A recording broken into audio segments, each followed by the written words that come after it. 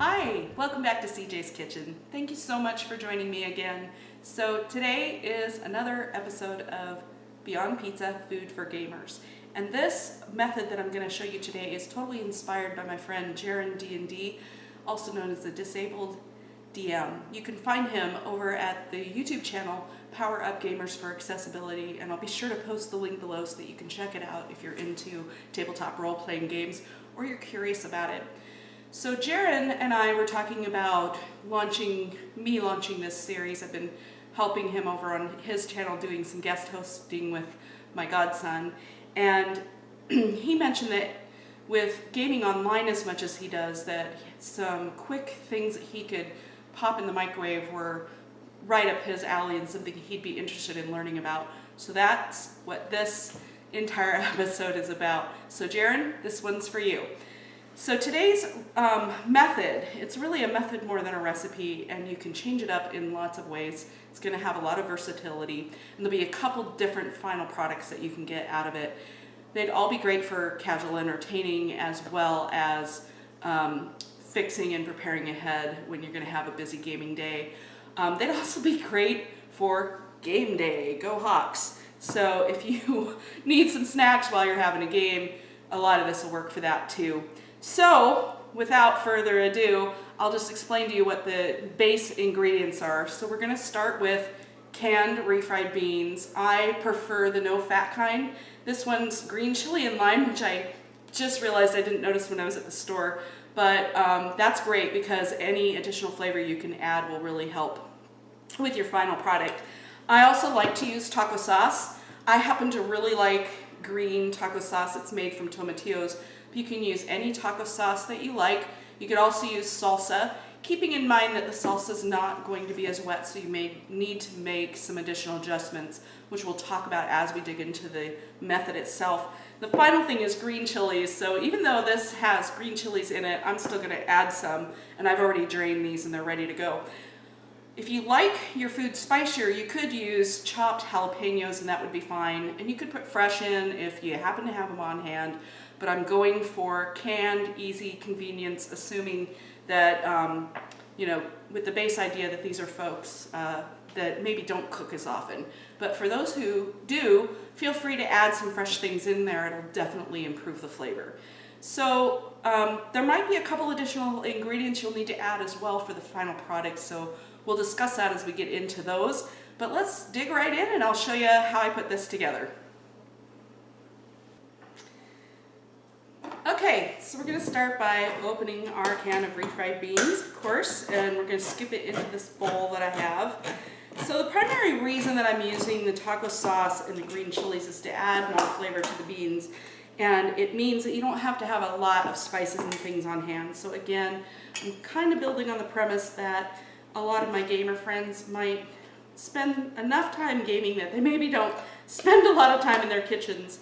I'm sure that's not going to be the case for all of them, and I'm not trying to stereotype anybody, but I'm trying to make this as simple as I can for more the non-cook. And then for those of you who do cook, you'll certainly get your own ideas about how to doctor this up some more. I often throw in a lot of herbs and spices to beans when I fix them. So I'm just stirring them around to get them kind of loosened up so that they're not in that compact form that they were in the can. And now I'm going to add some taco sauce. So again, I like this the green taco sauce. It's made from tomatillos and it often has garlic in it, and I just really like it a lot. And it's mild, which is... Okay, so we're just gonna pour in some taco sauce. That's probably about 2 tablespoons. I'm going to give it a stir and see how I feel about the texture. Just trying to get it, not only add flavor, but trying to get it loose enough to spread well, and also to keep it from being really dry, because refried beans can be quite dry sometimes. I'm going to put just a little bit more in.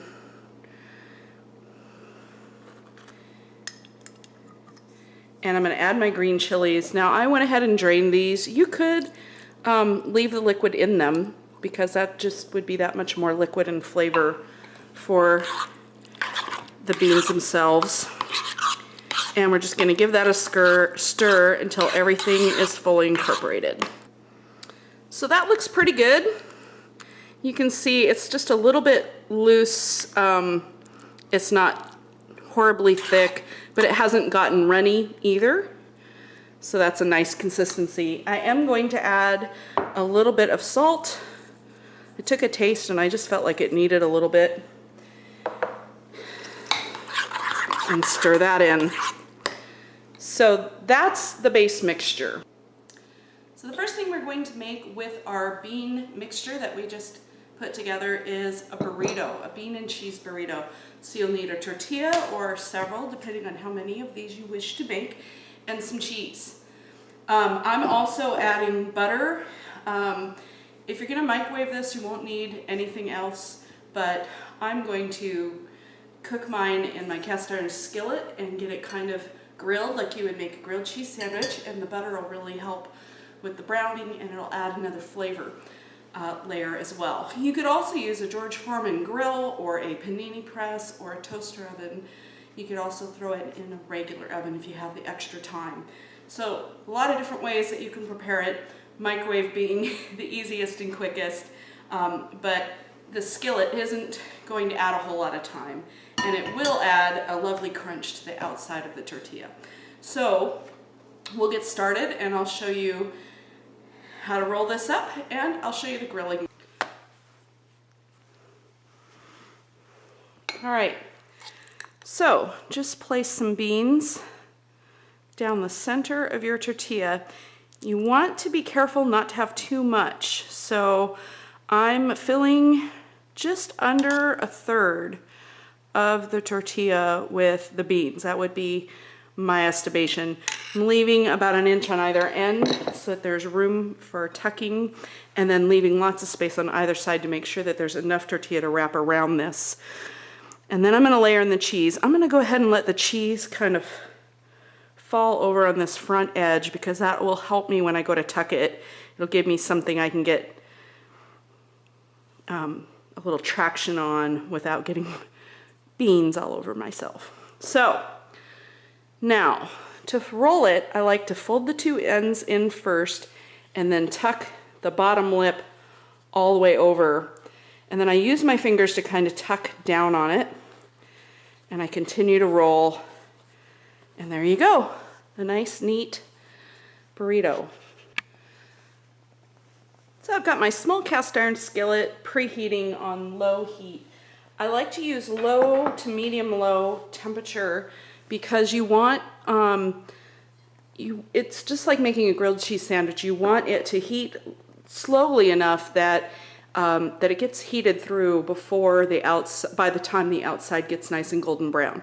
So you want it to get hot all the way through, and you want it golden brown on the outside, and the easiest way to achieve that is to use a low heat. And so my butter just came out of the fridge, and it's a lot easier to melt it than to try to spread it on the bread. Normally I would put this on the bread, on the outside of the tortilla, but for this application I'm just going to do it this way. And I do that more and more for grilled cheese these days too, because we often just don't think ahead enough to have the butter at room temperature. So my butter's nice and melted, coating the pan fairly well. So in goes my burrito. Now, if you're going to microwave these, I would start with 45 seconds, depending on how powerful your microwave is. If you make burritos on a regular basis and you already have a number that you know works well, you could start there. But what you want is for it, again, you want it to get heated all the way through, but you don't want it to explode in your microwave. So I like to err on the side of not enough time, and you can always add more. So I would start with 45 seconds, and you may need to go up to as much as 1 minute and 30 seconds, depending on how many watts your microwave is. So that's a great starting point. And if you wanted to do these in the oven, I would do 375 or 400 degrees. I would probably wrap them in foil. You could make a bunch of them and put them in a pan and cover the pan with foil. If you're cooking for a lot of people or you're preparing it for a lot of people, maybe you want to do a game day around a Tex-Mex theme, this would be a great way to do it. Cover them with foil, and they're only going to take about 10 to 15 minutes to get hot. You could also use a toaster oven. We have one of those and we use it all the time, and it's great if you have just a couple people that you're cooking for. But for individual use, this is a great way to go, as is the microwave, or like I said earlier, a George Foreman grill or panini press would be wonderful too. So just cook it until it gets golden brown on both sides. Once your burrito has cooked to golden brown on the first side, you'll want to turn it over. It should look something like this. And let it cook until it's equally golden brown on the other side. So our burrito is fully browned on both sides. We'll just turn it over so you can see it.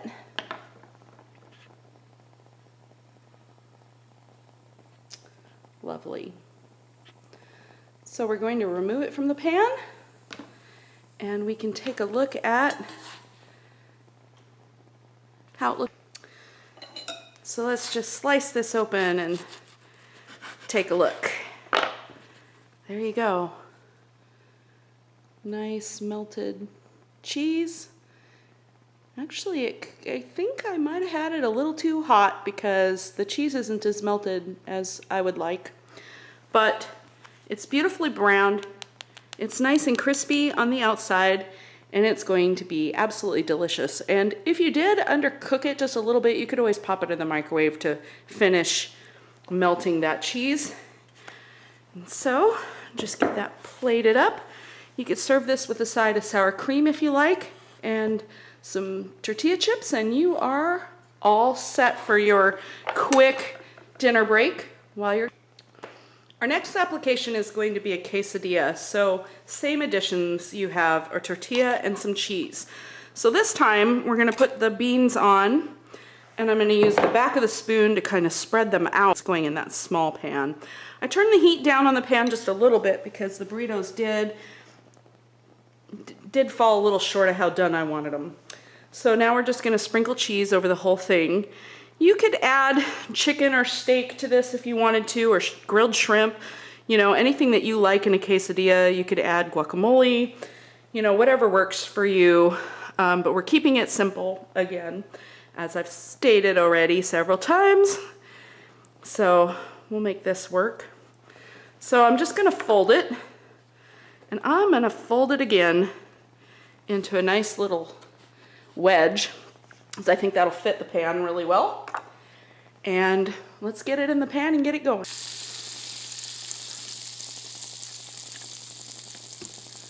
I moved the pan off the heat for just a little bit, and then I added my butter, and it's still a pretty hot pan, but it should help quite a bit. So we're gonna add our quesadilla to our pan, and same thing, we're gonna just let it cook until it's golden brown on that side, and then we're gonna turn it over and cook it to golden brown on the other side. Beautiful golden brown. And we'll give it a little bit more time and it'll... All right, I believe our quesadilla is done. So we'll just flip it over so you can see the other side. Look at that, definitely nice and brown. So we'll remove that from the pan. So let's slice into this and see how we did. I'm just gonna slice right down the middle. There we go. We have lovely quesadilla. You could, again, serve this with some sour cream. That would be really delicious. So we now have burritos and quesadilla. And I have two more methods I'm going to show you. I have two more methods I'm going to show you. We're going to do some nachos, and we're just going to do a simple bean dip that you can have with some chips. So let's... All right, so third up is nachos. So for this, I am adding, of course, tortilla chips, and this is just my favorite brand. You can use whatever you like. And I am going to add olives. I often will add green onions or fresh, regular like yellow onions. You might like to add chicken or you know, fajita steak or, you know, some taco topping, whatever you like. But for a great basic one, this is a great way to, an easy basic one, this is a great way to go. So we're gonna start by just layering some chips in a dish.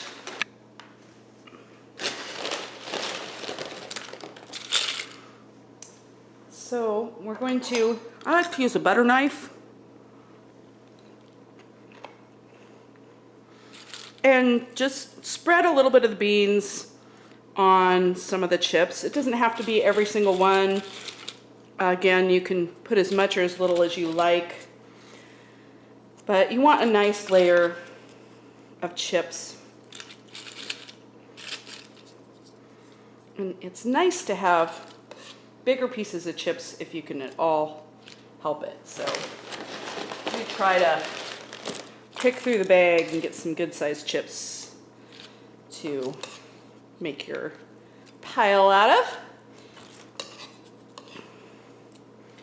And then I'm just going to add some cheese.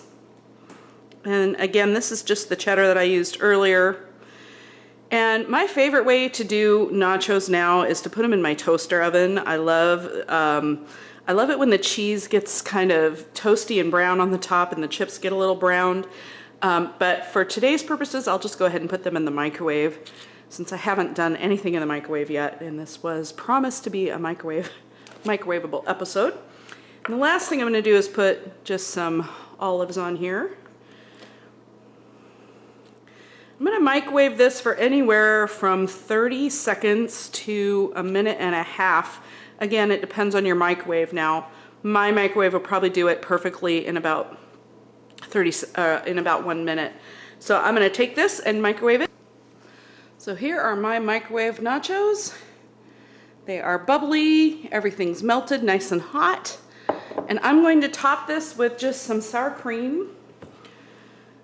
I like to spread my sour cream out in little dollops. If you were making this for several people, you could put a nice attractive dollop right in the middle on the top and maybe add some garnish. But since this is just for me and I'm on a game break, that's how I'm going to do mine so that they're all ready to eat. So that is nachos from our bean mixture that we made. And now we're going to move on to the last recipe. So for this last preparation, we're just going to make a simple bean dip out of this, which it basically already is a bean dip. So, and again, because I'm making it just for me, I'm just going to put a little bit of the bean mixture in this little ramekin. But you could mix up the whole thing and put it out, top it with some cheese, which we're going to do. And then you could heat it up either in the microwave or the oven and set it out for your guests. Put a little sour cream on top of it and set it out with some chips. And you can serve about 8 people as an appetizer. So I'm going to go pop this into the microwave. Based on how long the nachos took, it's probably also going to take about a minute. And then, so here's our microwave bean dip. It's a hot container, of course, because it's been in the microwave and everything's been heated. So be careful when you pull it out of the microwave. It ended up only taking 45 seconds. So you may have noticed that I have some Fritos scoops out. These are kind of my go-to favorite for bean dips because they're very sturdy and they don't tend to be as brittle and break when you try to dip them. So they're a great choice, but you could also just use your favorite tortilla chips. We love these Juanita's chips that we can get locally. Doritos would be great, anything that you like. And I like to top it with a little sour cream. You can, of course, skip that if you want, or you could also add guacamole or one or the other, whatever suits you. And let's just try to get a close-up.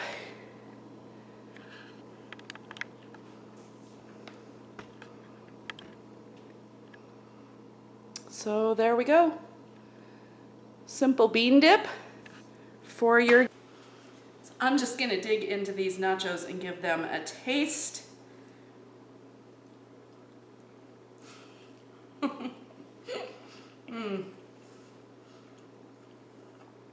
Really good. They're not as crispy as I like. If you like them crispy like I do, then putting them in the toaster oven or the oven is going to be your best bet. But for being in a hurry, you can't beat using the microwave. So that's it for today's episode of Beyond Pizza Food for Gamers. I hope you found it informative. If you try these recipes, please do let me know how they turn out for you in the comments below. And don't forget to like if you enjoy these kind of videos, and subscribe and share with your friends. And until next time when I see you here in my kitchen, ciao.